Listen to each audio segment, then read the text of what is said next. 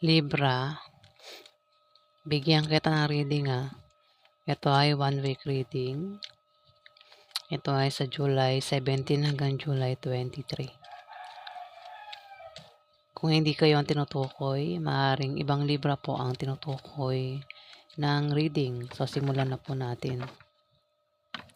Ano ang ganap sa mga libra sa July 17 hanggang July 23? Inaantok talaga ako. Puyat po kasi ako. Nagising kasi natulog ako mag-alas 3. Tapos nagising ako alas 6 ng umaga. Ayan. Kaya ganito po ang aking pakiramdam, boses. Parang inaantok ako, gusto kong matulog.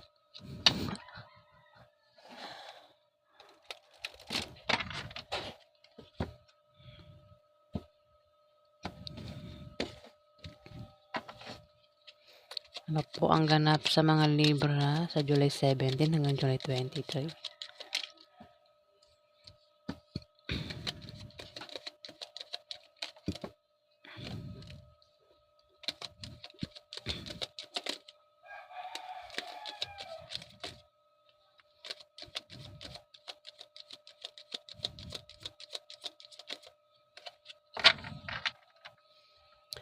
The Star. Maaaring sumikat ka sa 1 week na yan, Libra. O baka isa kang sikat na artista. Sikat na vlogger, sikat sa online. Star, maaaring makita ka ng taong sikat sa 1 week na yan, Libra. Pwede makita mo, artista. Basta mga taong sikat, maaaring makita mo. Sa personal. Maaari din naman na balak mong sumikat, gusto mong sumikat sa 1 week na yan, maring magbalak kang sumali sa mga contest. Ayan, Libra. O baka sumikat ka nga sa 1 week. Maring sumikat ka sa lugar nyo, Libra. O sikat ka sa online. Ayan. Dito Knight of Cups. Ito'y isang mukhang hindi ka tinutukoy, May Knight of Cups dito. Maaaring siya yung tinutukoy ng The Star.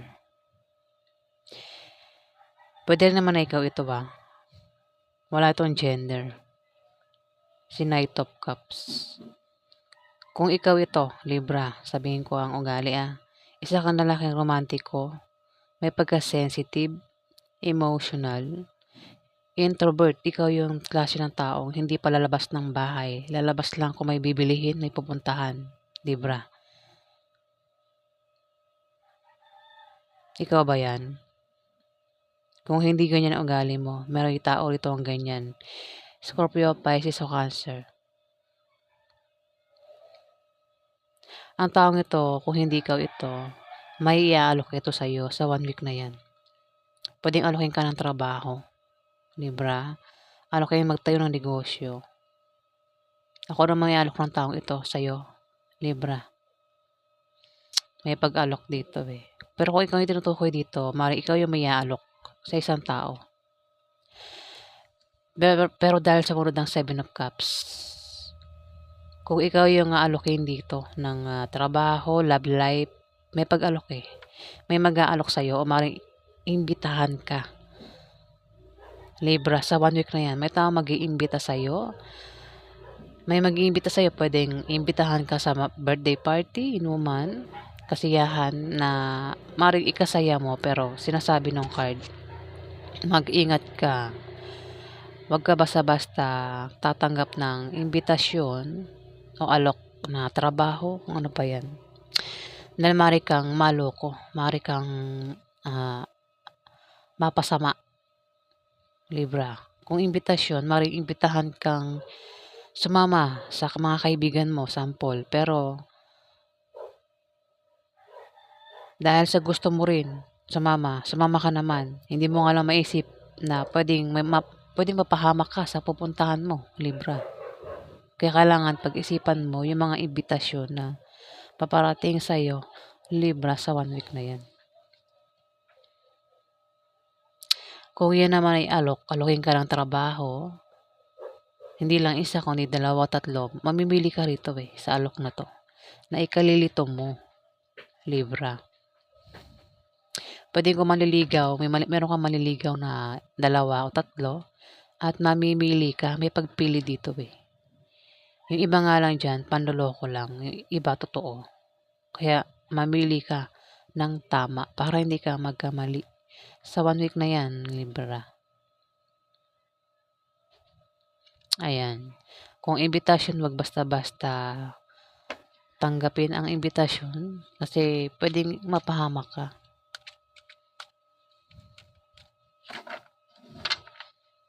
Ano pa ang ganap kay Libra sa July 17 hanggang July 23? Ops, inantok talaga ako. Parang gusto kong matulog.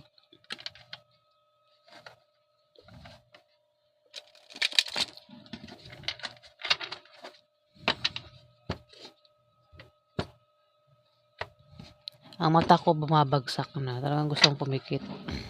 Katawan ko nanghihina. Gusto talaga magpahinga. Wala ako sa mood. Ganun. Pero kailangan natin kumayod. Kailangan natin magtrabaho. Kailangan natin mabuhay. Kahit puyat.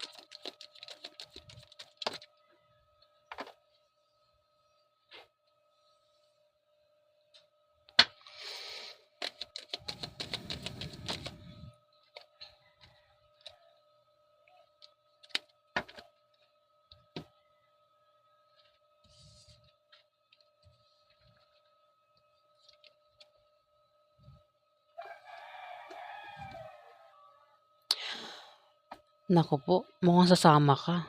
May the fool dito. Mukhang tatanggapin mo yung alok o imbitasyon.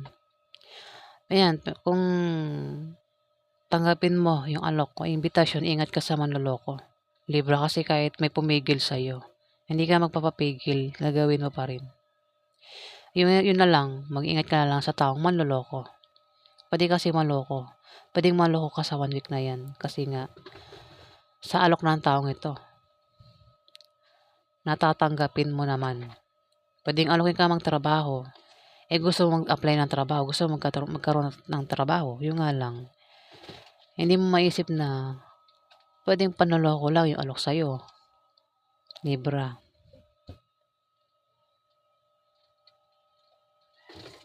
Ay! Kung dagang to. Nagulat ako. Oh, away pa yata yung 2 daga Ayan. May daga. Marami po kasing daga rito sa lugar namin. Yung mga dagang malalaki. Yung mga dagang sapa. Dagang yung bornal. Pumapasok sa bahay-bahay. Nangangapit bahay. Naghanap ng makakain. Makikikain. Ayan.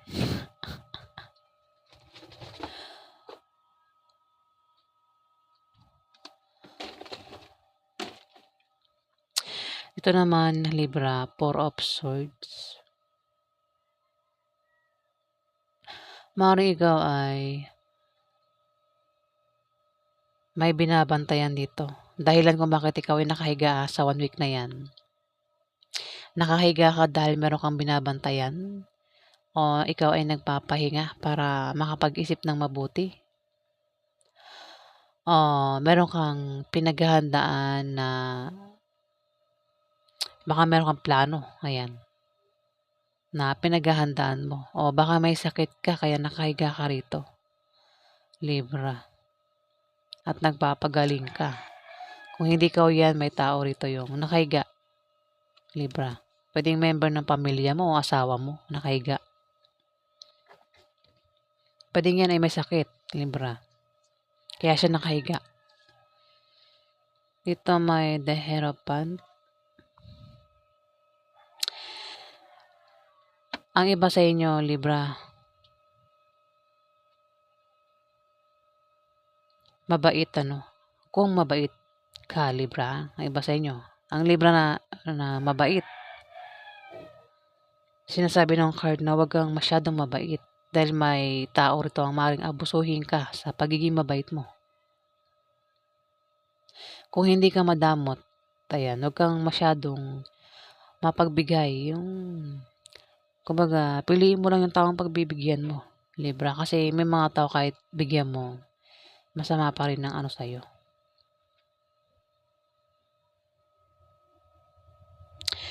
At humanda ka na ikaw ay mahusgahan sa 1 week na yan. May mga tao nakatingin sa'yo. Ayan o, the star. Tumapat, Libra. Maaaring sumikat ka sa 1 week na yan. May mga nakatingin sa'yo. Bantayan mo yung kinikilos mo at sinasabi mo. Dahil maaaring mahusgahan ka ng mga taong ito. Nakatingin sa'yo, Libra. Maaaring isa kang sikat. Sikat na may katungkulan. Pwedeng isa kang pari.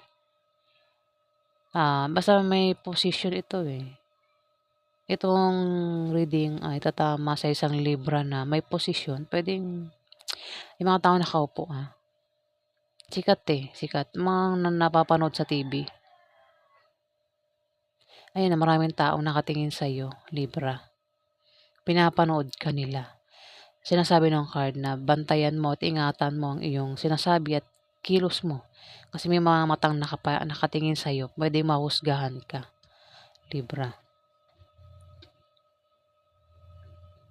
Maaari din naman na magkaroon ng kasal o meron kang tradisyon na susundin sa 1 week na yan.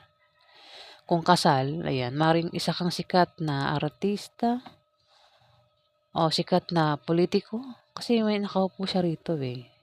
Sikat ka, napapanood ka sa TV. Pero meron kang posisyon. Ayan o, may nakaupo ka rito. Maring magkaroon ng kasal sa inyo sa 1 week na yan, Libra. Maring may ikakasal. Pwedeng ikaw o kayong dalawa ng karelasyon mo, Libra. Maring ikasal kayo sa 1 week na yan at sumikat kayo. O ikaw lang. Ayan, basta may day-star dito eh. O ikaw lang yung sumikat. O bahala ka na. Kasi kung the lovers yan, maring kayong dalawa sikat. O kung ikaw lang. Baka sikat ka talaga, Libra. Isa kang artista, ganyan. Mga nakikita sa TV. Pero isa kang may posisyon. Nakaupo eh. Oh. Dito.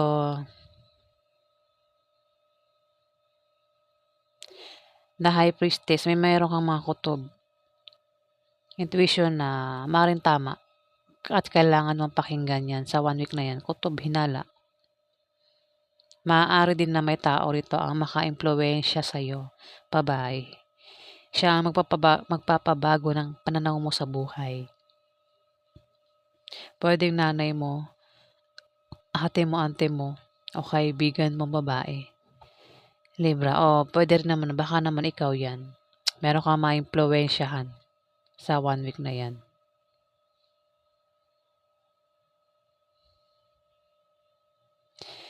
Tumapat si Knight of Cups.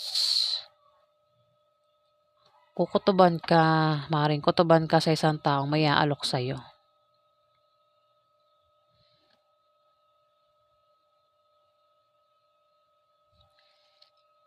Ayan, kukutuban ka dyan.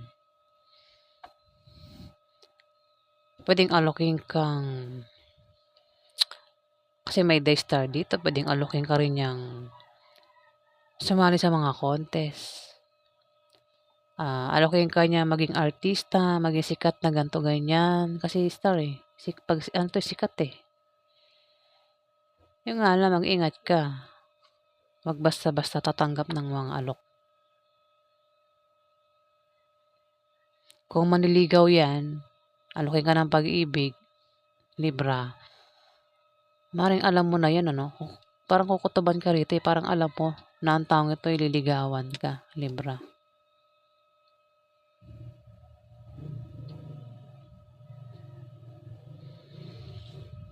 O kung ano mang klaseng alok yan na pwedeng alokin ka ng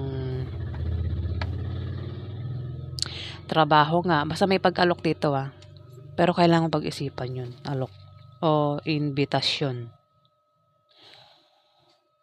O baka naman ikaw yung mag-iimbita, meron kang iimbitahan kasi maaaring magkaroon din ng kasal. At ikaw yung mag-imbita. Ayan, Libra.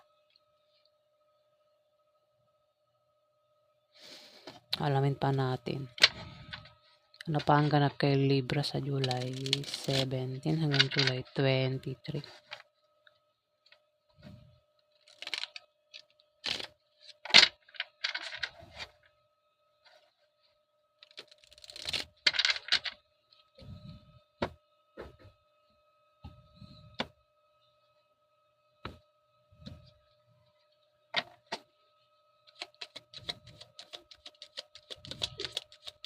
Napaganap kay Libra sa July 17 hanggang July 23.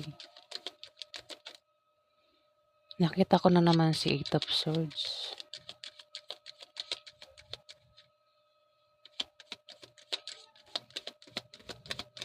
Palaging present.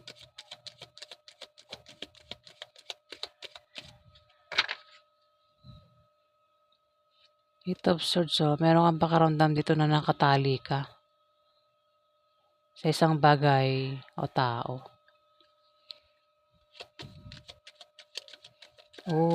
May pagpili. Mukhang diyan ka nahihirapan, Libra. May paparating dito na alok. Pwedeng alok ng pag-ibig kasi mukhang pag-iisipan mo yan Mukhang diyan ka may pakaramdam na nakatali ka, Libra.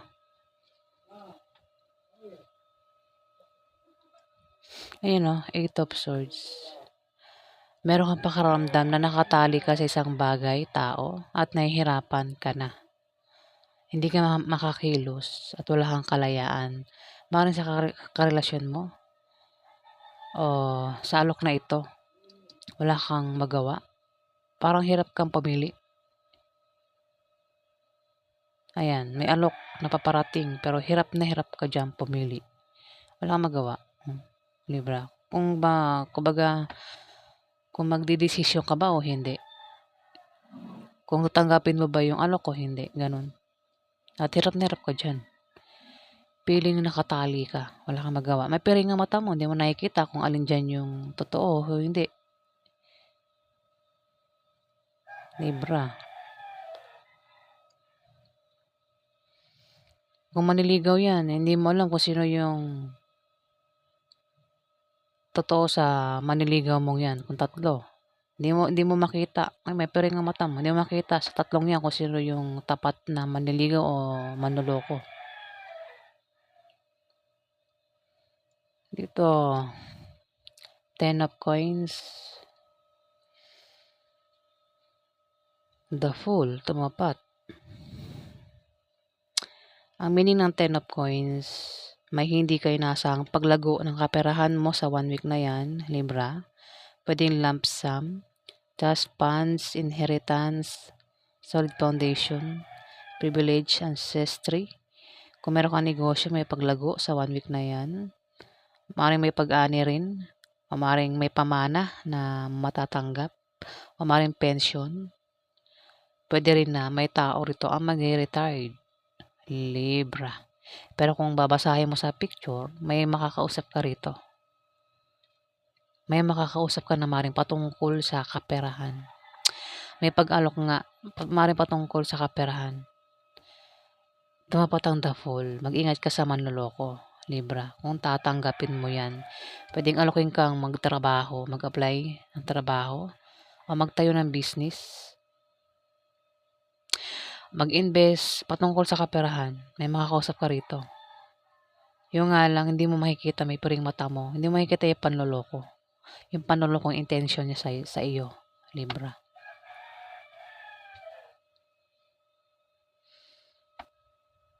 Ikaw naman, gustong-gusto mo kasi nga maring kasi lalo na kung sa pera. Ang tao kasi madaling pagdating sa pera. Yung iba gumagawa pa ng masama nang dahil sa pera. The Fool yan Kumbaga gagawin mo, magkapera ka lang. Yung nga lang may manloloko dito. Kumbaga yung pera mo, maliit na pera mo, gusto mo lumago. Yun lang, pinag-iingat ka, Libra, sa manloloko. Ingat ka sa scam, Libra. O sa mga alok na hindi ka sure kung totoo o hindi. May 10 of Cups.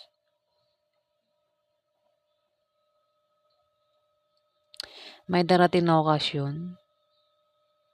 Pagdiriwang na patungkol sa pamilya mo o patungkol sa mga kaibigan mo, Libra. Pagdiriwang, pero may nakahiga rito. At makakaramdam ka ng kasiyahan dito. Ayan. Kung may sakit sa pamilya nyo, o ikaw yung may sakit, Libra, maring ipagdiwang nyo yung bagay na yan. Maring gumaling na ang taong itong may sakit. Libra, o ikaw yan, kung may sakit ka yan, gagaling na yung sakit mo sa 1 week na yan. At maring magkaroon ng selebrasyon, pagdiriwang. Maaari din naman na kaya ka nakahiga rito. Dahil meron kang binubuong plano, iniisip, para ikaw ay makapaghanda sa gaganaping kasiyahan sa 1 week na yan, Libra.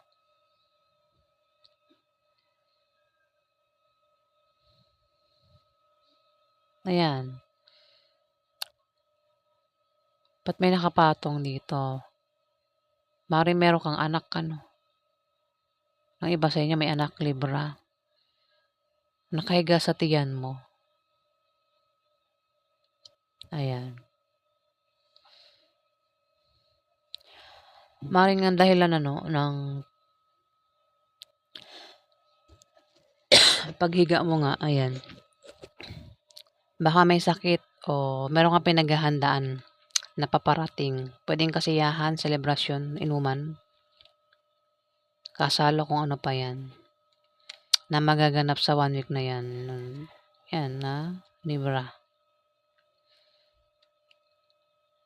O maring matulog ka ng maaga dahil maring mag-apply ka ng trabaho. Libra. So yan po ang ganap sa inyo. Kung nagustuhan niyo po ang aking reading, huwag kalimutan mag-like at mag-subscribe. At sa mga subscriber po, maraming salamat po guys. Salamat po.